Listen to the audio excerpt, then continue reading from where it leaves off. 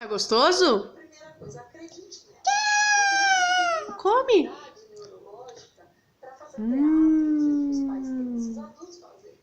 As crianças não, elas não têm isso, elas são sinceras, elas realmente têm dor, só que tá com dor, não estou com dor. Então acredite no seu filho e leve para uma investigação diagnóstica. Isso é o primeiro passo, é muito importante.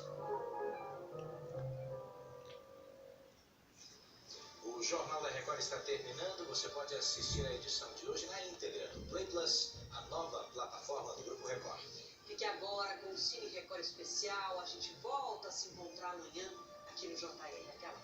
Boa noite para você.